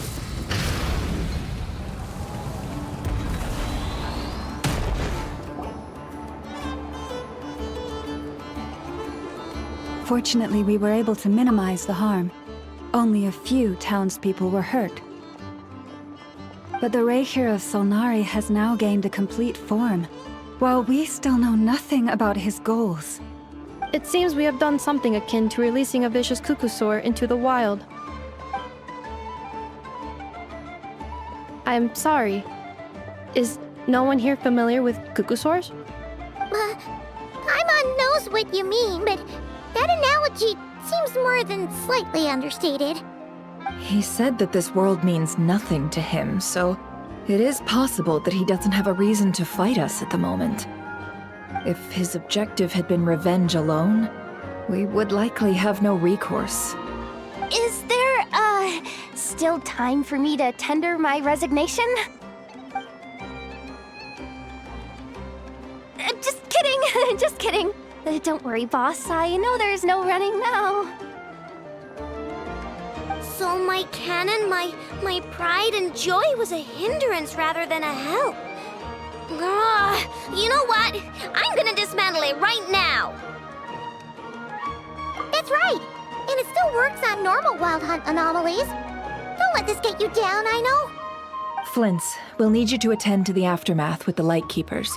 Don't worry, I've explained everything to them. You're in the clear. My thanks. For that and for everything else I hear you did to help us arrive at the truth. Had you been willing to show yourself in public more often, you would not have been so easy to isolate, you know. Point taken. I will give that some thought. I suppose that's one way I'd benefit from replacing Sergeant Major Sosi. You mean you're being promoted? Was Paimon the only one who didn't get that?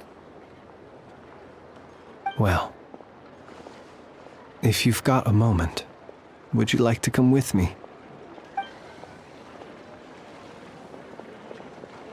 There's a certain gentleman I'd like to send off on his final journey.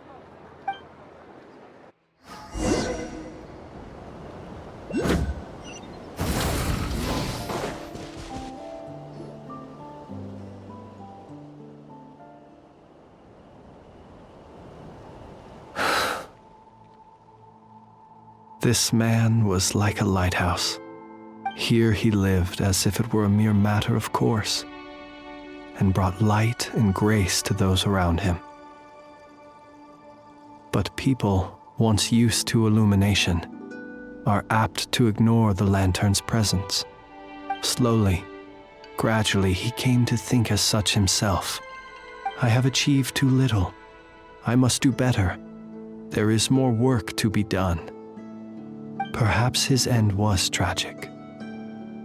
But I remain proud of the way in which he illuminated the path for others. Every shadow born of the light shall remember it. Oh, poor guy. I've heard that one too. Is that so? Well, you're right. It may seem that our efforts were in vain, that Rarir achieved his goals, but we will pursue him to the last, even if the outcome is not what we wish for. It is not dissimilar to the role of a graveyard keeper.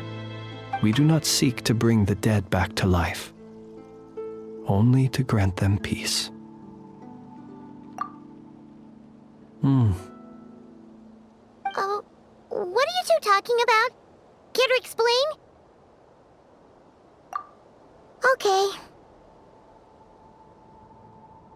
Either way, the Lantern Fae is not playing the leading role in these final rites.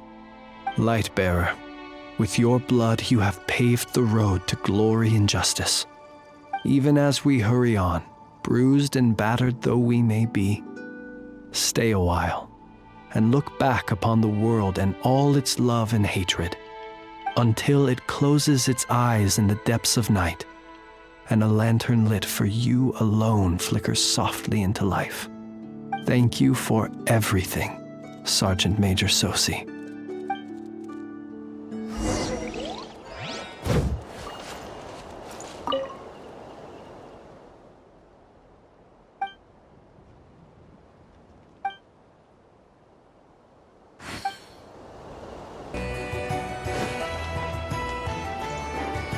Boss, do you remember that thing that I wanted to ask your opinion about?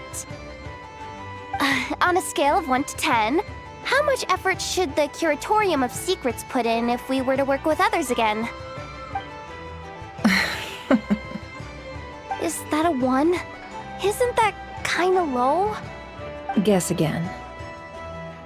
Wait, you mean 0? But wouldn't we just be slapping our brand on the joint venture and calling it a day? Why even team up at that point? Yehoda, what I mean to say is that there's neither an upper nor lower limit. Aw, that's just like you, boss. Always thinking ahead. Wait a minute, that's not an answer at all. Is it? Oh, come on, just give me a number, boss. Please.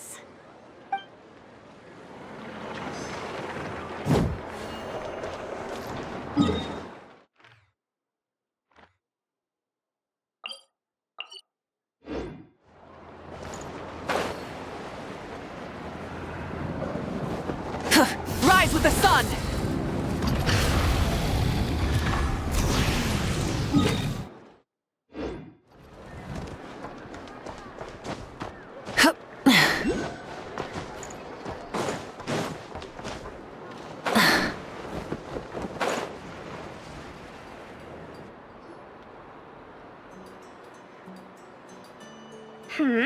What brings you here?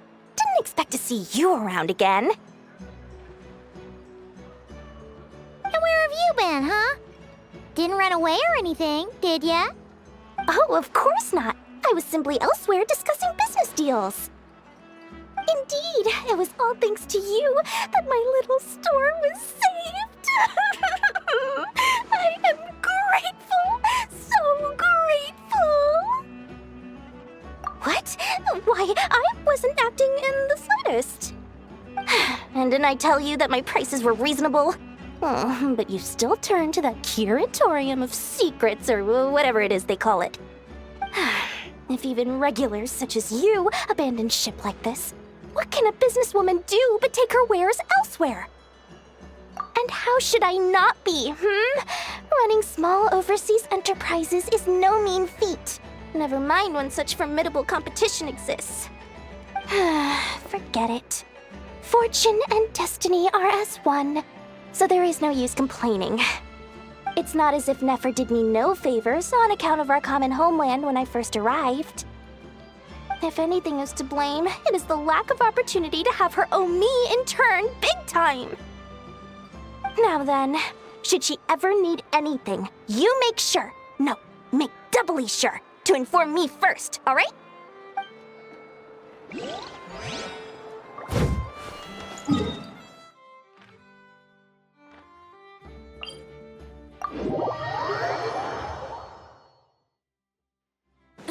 Burn it down!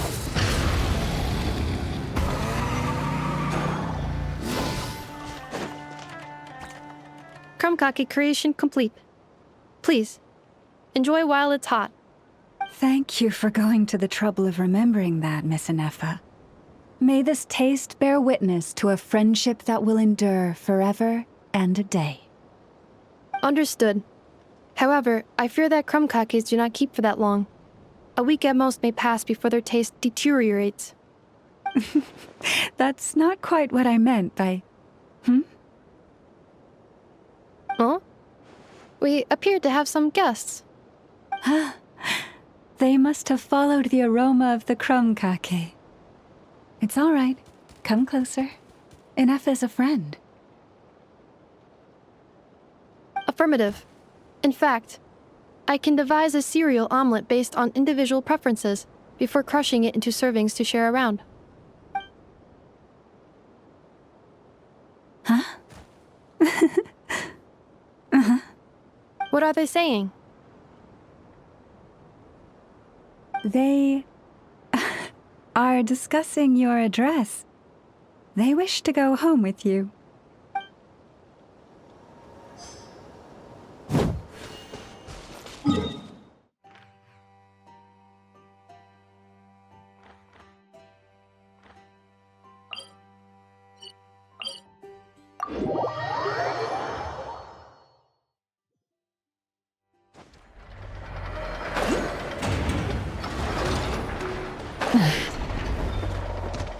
Rise with the sun!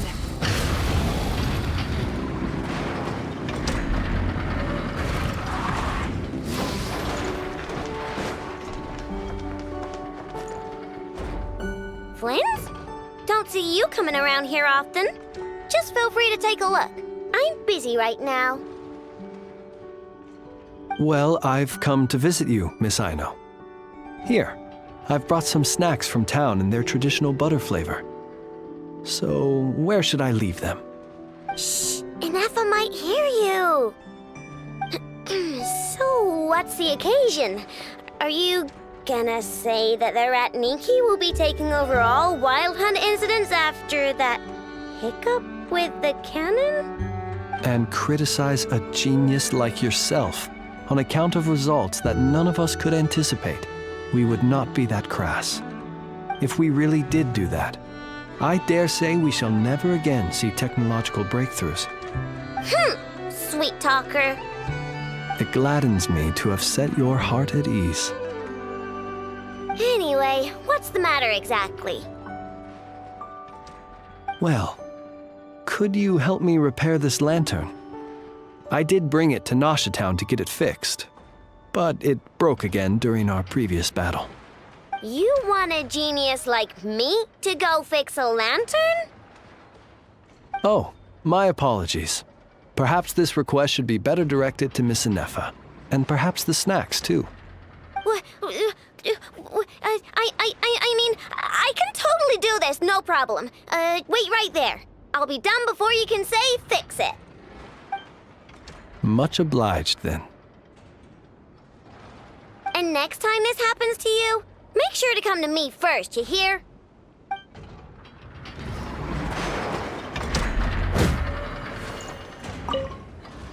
Fix my lantern, he says. Please, this won't take 10 minutes. If only everyone knew what the heck they were doing.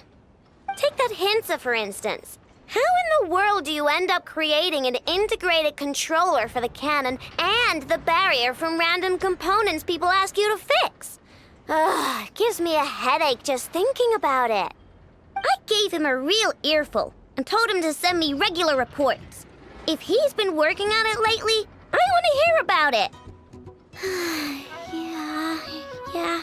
I mean, I know I'm partly at fault too, all right?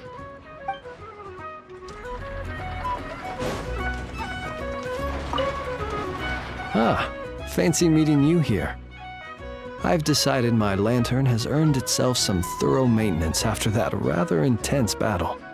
Thank you for keeping my secrets, despite knowing as much as you do. Well, because otherwise I'd get in trouble with the Starshiner. If they couldn't detect my own lantern, I suspect the higher-ups would foist a standard-issue Ratnik lantern on me. A Ratnik carrying 2 lanterns. Imagine that. It would be an aesthetic transgression of the highest order.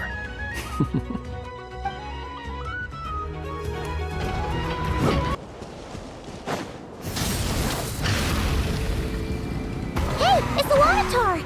Should we go after her? Or do you have someone else you'd like to meet?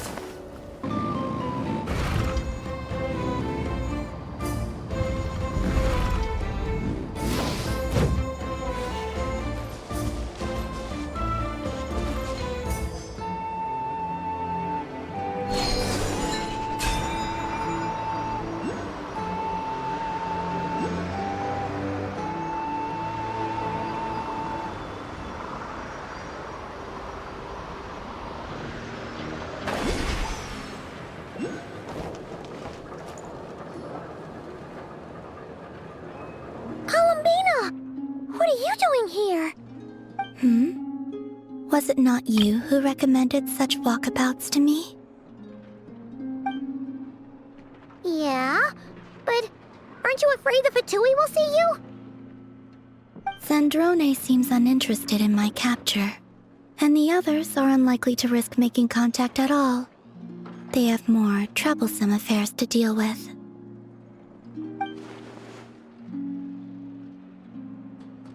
Well, it's good to come out for a walk either way. So, how do you feel? Is Nasha Town to your liking? The flow of Kuvaki is somewhat turbulent, and the people are ill at ease. However,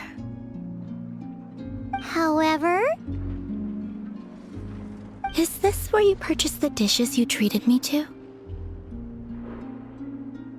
Are you serious? That's what she's concerned about? Berries and fried meat? Well, we can take you to grab a bite if you'd like to. There's all sorts of delicious stuff out here that you won't get to try at home. You've been quite subdued. Thorny questions on your mind, perhaps? I could not gain any insight into his schemes, I fear. Now that he has donned a shape and form, selling his power short would prove a fatal error. But that power of his plays host to an obsession that borders on mania. I cannot say if that fixation is directed at the moons or at something else. Perhaps understanding the subject of his fixation shall prove key to repelling him in the future. Well, Sandrone's daily routine is highly irregular, while the doctor often orders people around. As for Arlecchino... Was that not what you were curious about? Well then, have you been to that experimental design bureau of theirs?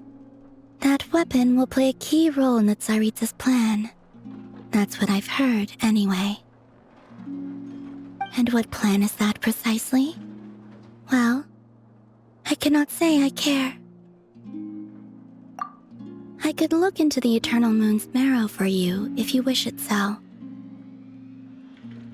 But after our previous attempt, I suspect your spaceship has been intentionally hidden away. Perhaps someone has certain truths they wish to hide from you, or from others. And I doubt there are many who could accomplish such a feat. I still wish to return to the moon that belongs to me. That is where the answers lie buried. That is my true home.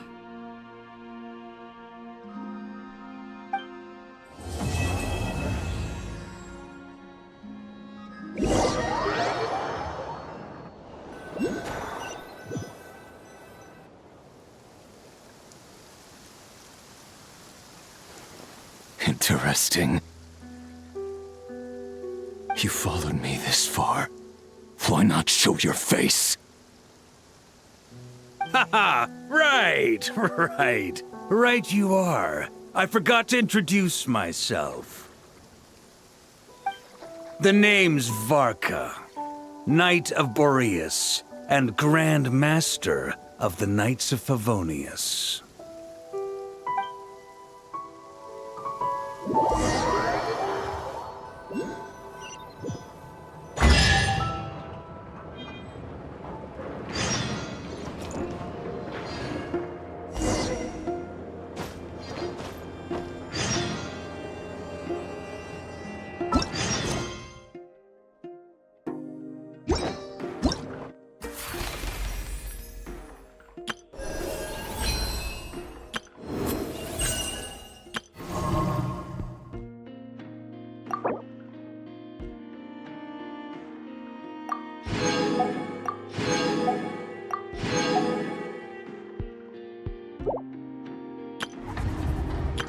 I know?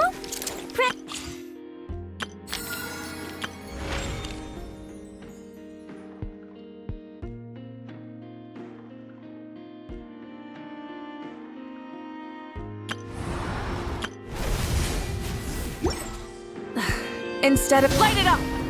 Light up the blazing sun!